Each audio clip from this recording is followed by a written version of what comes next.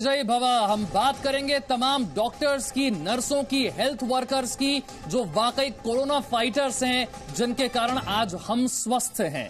नमस्कार, मैं हूं आपके साथ विशाल कालरा। और देश में कोरोना वायरस के मामले पिछले 48 घंटे में तेजी से बढ़े हैं। जानकारों की माने तो अब वो समय शुरू हो गया है जिसे अग्निपथ कहा जाए। अगर हमारे कोरोना फाइटर्स इस अग्नि परीक्षा को पार कर जाते हैं तो आने वाले दिनों में कम से कम भारत के लिए हालात बेहतर हो सकते हैं। हम भी आपसे बार बार कह रहे हैं कि कोरोना से डरने की नहीं बल्कि उससे लड़ने की जरूरत है। तो आज हम कोरोना से लड़ने वाले हर योद्धा की बात करेंगे।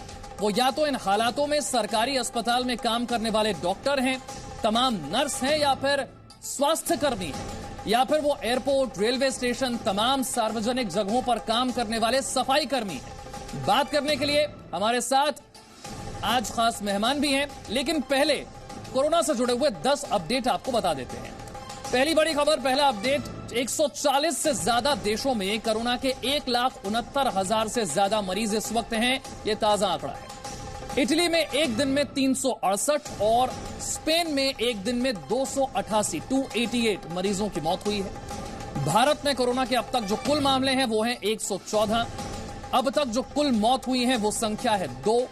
भारत में कोरोना वायरस से पीड़ित 13 लोग अब तक ठीक भी हो चुके हैं, रिकवर हो चुके हैं। 14 राज्यों में कोरोना वायरस का असर है। महाराष्ट्र में सबसे ज्यादा इस वक्त 32 मरीज हैं। दिल्ली समेत राज्यों में 31 मार्च तक के लिए स्कूल, कॉलेज और सिनेमा हॉल बंद कर दिए गए हैं।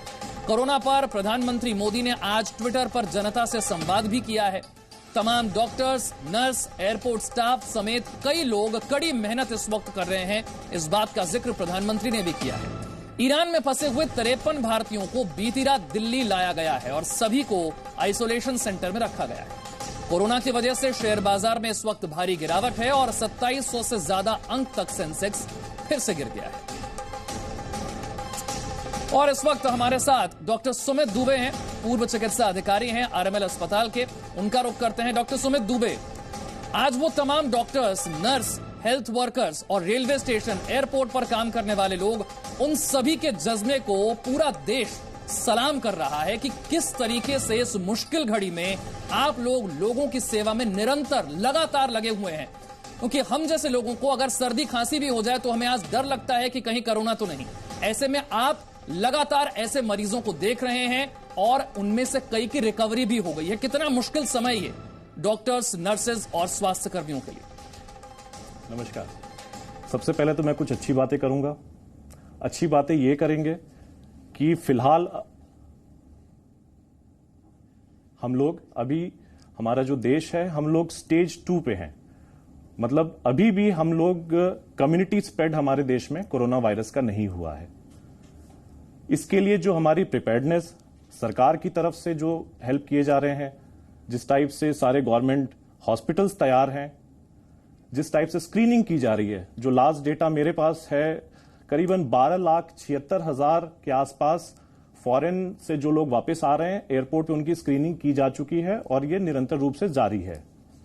आइसोलेशन सेंटर्स जिस टाइप से बनाए गए हैं, आईटीबीपी का आइसोलेशन सेंटर है, आर्मी का आइसोलेशन सेंटर है, जिस तरीके से हमारे विदेशों में फंसे भारतीयों को हमारी भारत सरकार, एयरफोर्स, हमारे प्राइम मिनिस्टर मदद से, एमईए की मदद से हमें उनको इंडिया में लाए और आइसोलेशन सेंटर्स में रखा जा रहा है। उनके टेस्ट किए जा रहे हैं। बहुत सारे लोग नेगेटिव भी निकले।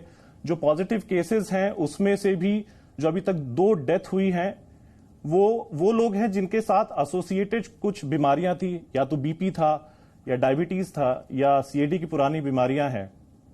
तो अच्छी बात यह है कि हम लोग अभी कह सकते हैं कि एक सेफ जोन में है। इस बीमारी का ट्रांसमिशन जरूर ज्यादा है, लेकिन देखने वाली चीज यह है कि ये एक आम वायरस है। पहले इसके पहले भी 2 बार आउटब्रेक हो चुका है। जो सार्स और मर्स वो ज्यादा लीथल थे, उसमें मोर्टेलिटी ज्यादा थी। इसमें कंपैरेटिवली 2 से 3% ही मोर्टेलिटी रिपोर्ट की गई है। मोर्टेलिटी भले कम है, लेकिन डॉक्टर साहब जिस तरीके से देश भर में हेल्थ वर्कर्स काम कर रहे हैं, वो जज्बा जो है वो वाकई काबिल तारीफ है। और देश में कोरोना वायरस की एंट्री एयरपोर्ट के रास्ते से हुई, विदेश से आने वाले लोगों के रास्ते हुई। एयरपोर्ट पर यात्रियों की स्क्रीनिंग से लेकर यहां की साफ सफाई, ये बहुत बड़ी जिम्मेदारी है और कोरोना फाइटर्स इस भूमिका को बड़ी जिम्मेदारी से निभा भी रहे हैं। कैसे ये सारा काम हो रहा है, हैदराबाद एयरपोर्ट से हमारे संवाददाता प्रसाद भोसेकर की यह रिपोर्ट आपको दिखाते हैं। जब से कोरोना वायरस या फिर कोविड-19 का कहर शुरू हुआ है, तब से हैदराबाद इंटरनेशनल एयरपोर्ट पर खास ध्यान दिया जा रहा है। यहां पर जनवरी 18 तारीख से अभी तक काफी सारे कदम उठाए गए, चाहे वो हेल्थ को लेकर के हो या फिर सैनिटेशन को लेकर हो। कई सारे जो है सैनिटेशन के कर्मचारी यहां पर लगातार साफ सफाई कर रहे हैं और खास बात यह है कि एयरपोर्ट के अंदर, टर्मिनल के अंदर जो कि इंटरनेशनल अराइविंग एरिया है, वहां पर हर 2 घंटे में साफ सफाई हो रही है, वो भी विशेषज्ञों की निगरानी में। इस वक्त डॉक्टर अनुराधा हमारे साथ है, आइए उनसे जानते हैं कि मैडम यहाँ पर आप लोग तो काम कर रहे हैं, अपना स्क्रीनिंग कर रहे हैं, थर्मल मशीन्स भी है, लेकिन सैनिटेशन को लेकर के किस प्रकार का यहाँ पर फोकस किया जा रहा है? ये तो हम लोग जो 18 तारीख से, जनवरी 18 तारीख से ये हम लोग शुरू किया है, ये जो स्क्रीनिंग है हमारा, तो एब्सोल्यूट हम लोग एक इन्फेक्शन कमिटी, ऐसे ही हम लोगों को Telangana government and Andhra Pradesh government को ऐसे हम लोग हॉस्पिटल इन्फेक्शन जो कमिटी हम लोग बनाया था, इन्फेक्शन कंट्रोल मेजर्स हम लोग ले रहे थे, ऐसे ही हम लोगों का GMR एंड अदर डिपार्टमेंट्स जो भी है, सब लोग मिलके हम लोग यहाँ पर इन्फेक्शन कंट्रोल द डे 1 से ही हम लोग ले रहे। तो इसमें जो है कि हम लोगों को वो जो इंस्ट्रक्शंस में एवरी 2 आवर्स दे विल, मतलब जो pre immigration and immigration area है वो इसमें 2-2 घंटे में, हर 2 घंटे में सारा जो सैनिटेशन है पूरा वाइप क्लीन वगैरह करते हैं। और जो हमारा 3 फीट का जो हाइट होता है और रेलिंग एंड जो एयर ब्रिजेस जो होता है और जो लिफ्ट्स होता है और जो जहां पर हमारा पैसेंजर्स टच कर सकते हैं, वो सारा 2-2 घंटे में पूरा हर वक्त हम लोग क्लीन कर रहे हैं। वहां पर वो क्लीन करने के लिए मैंने डायरेक्शंस दी हुई हैं। The same thing, they are maintaining the registers also and along with airport health organisation also, their desk, their BP apparatus, their stethoscope, that also we are maintaining every 1 hour. We are maintaining the registers also, we are doing that. एक और खास मेहमान या यूं कहें कि एक और कोरोना फाइटर डॉक्टर के अग्रवाल भी हमारे साथ जुड़ गए हैं। डॉक्टर साहब, ये मुश्किल समय है और ऐसे समय में हम ये भूल जाते हैं कि जैसे एक आम इंसान को इन्फेक्शन का खतरा होता है, किसी भी डिजीज का लगने का खतरा होता है, उतना डॉक्टरों को भी होता है। ऐसे में ये कितनी बड़ी चुनौती है इस वक्त भारत में लाखों करोड़ों हेल्थ वर्कर्स और डॉक्टर्स को अपने आप को सुरक्षित रखना, किसी भी बीमारी के लगने से रोकना, जब लगातार मरीज आपके पास आ रहे हैं।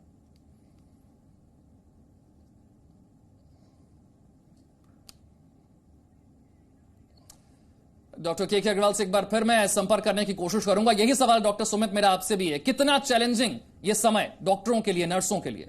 देखिए, चैलेंजेस तो बिल्कुल हैं, क्योंकि हम लोग आइसोलेशन सेंटर्स में अगर डॉक्टर्स या बाकी पैरामेडिकल स्टाफ हो या नर्सिंग स्टाफ हो या बाकी जो हेल्थ केयर प्रोफेशनल्स हैं वो काम कर रहे हैं, लेकिन हाँ, सारी जो प्रिकॉशंस हैं वो बिल्कुल लिए जा रहे हैं।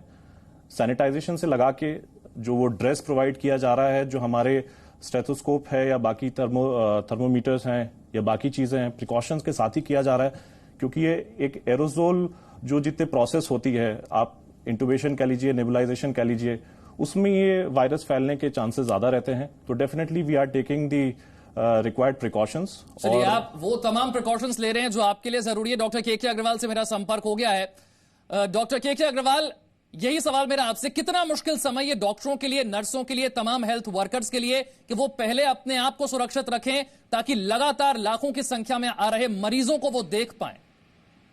कि अगर हम चाइना का मॉडल चले हैं तो 100 में से 3 डॉक्टर्स वहां पे इन्वॉल्व हुए हैं, लेकिन अगर हम सिंगापुर और हांगकांग को देखें तो एक भी हेल्थ केयर वर्कर को ये बीमारी नहीं हुई। तो हमें सिंगापुर और हांगकांग का मॉडल अपनाना होगा सरकार को, इससे डॉक्टरों को इन्फेक्शन होने का खतरा 0 है। और सिर्फ वो डॉक्टर्स जो हाई रिस्क हैं, जो 60 साल से ज्यादा के हैं, जिनको डायबिटीज या हार्ट फेलियर है, वो अपनी परमिशन स्पेशल अपनी एडमिनिस्ट्रेशन से लें। उनको पेशेंट्स को जो हैंडल करने के लिए एग्जम्पशन मिलता है, लेकिन बाकी सब डॉक्टर्स जान लगा के ऐसी लड़ाइयों के लिए लड़ते हैं। देखिए किस तरह से डॉक्टर्स और नर्स जो हैं वो इस लड़ाई को लड़ रहे हैं, आपके साथ साथ ये हम आपको बता रहे हैं। और भारतीय रेल से हर रोज लाखों की संख्या में यात्री सफर करते हैं। और साथ ही हम आपको आगे बढ़ने से पहले बता दें कि कोरोना से लड़ने वाले डॉक्टरों को आप क्या संदेश देना चाहते हैं। #कोरोना फाइटर्स पर आप अपनी बात, अपना संदेश हम तक पहुंचा सकते हैं। कोरोना से आपको बचाने वाले योद्धाओं को अपना संदेश आप भेज सकते हैं। हैशटैग कोरोना फाइटर्स पर अपना ट्वीट, अपना संदेश आप हम तक पहुंचा सकते हैं। और हम बात कर रहे थे भारतीय रेल की, जिससे हर रोज लाखों यात्री सफर करते हैं, और ऐसे में आज के हालात में रेलवे को सैनिटाइज करने के लिए यह भी एक बड़ी चुनौती, एक बड़ी जिम्मेदारी है। आपको दिखाते हैं किस तरह से मुंबई के सीएसटी स्टेशन पर ये कोरोना फाइटर्स अपनी जिम्मेदारी को निभा रहे हैं। मुंबई लोकल ट्रेन के हर डिब्बे को इसी तरह से साफ सुथरा रखा जा रहा है, यानी संक्रमण से दूर करने के लिए सैनिटाइज किया जाता है। जैसे ही ट्रेन रुकती है वैसे ही कुछ कर्मचारी यहाँ आते हैं और इस पूरी तरह से इसे सैनिटाइज करते हैं, यानी उन दरवाजों पर जहां बार बार लोग इसे पकड़ते हैं, उस रेलिंग्स को पकड़ते हैं, ये लोग सैनिटाइज करते हैं। अगर देखा जाए तो ये लोग हमारे समाज के वो लोग हैं जो कि संक्रमण से हमें दूर करते हैं, क्योंकि एक ट्रेन जैसे ही रुकती है दूसरे उसे खुलने की भी बारी आ जाती है और इसी रफ्तार से अपने काम को अंजाम देने की कोशिश कर रहे हैं। हालांकि इस पूरे कोच को कुर्ला कार शेड में साफ करने की भी पूरी व्यवस्था की है कि अगर जैसे ही ट्रेन पूरी तरह से बंद होती है तो कुर्ला कार शेड में इसे साफ किया जाता है। लेकिन यहाँ प्लेटफॉर्म पे आने से आते ही इसे, क्योंकि जिस तरीके से कोरोना वायरस के जो संक्रमण है वो 12 घंटे तक मेटल से चिपके रहते हैं, लिहाजा पूरी तरह से साफ करने की जिम्मेदारी इस हाउसकीपिंग डिपार्टमेंट को है और इसे जो आम नागरिक हैं एक बार थैंक्स जरूर बोल रहा है। राजीव रंजन सिंह, जी मीडिया, मुंबई। एक छोटा सा ब्रेक ले रहे हैं, लेकिन ब्रेक पर जाने से पहले एक बार फिर से आपको बता दें, हैशटैग कोरोना फाइटर्स पर आप अपनी राय हम तक पहुंचा सकते हैं। कोरोना से लड़ने वाले डॉक्टरों को आप क्या संदेश देना चाहते हैं? कोरोना से आपको बचाने वाले योद्धाओं को अपना संदेश आप भेज सकते हैं। दो खास मेहमान हमारे साथ जुड़े हुए हैं, ब्रेक के बाद उनसे चर्चा को आगे बढ़ाएंगे।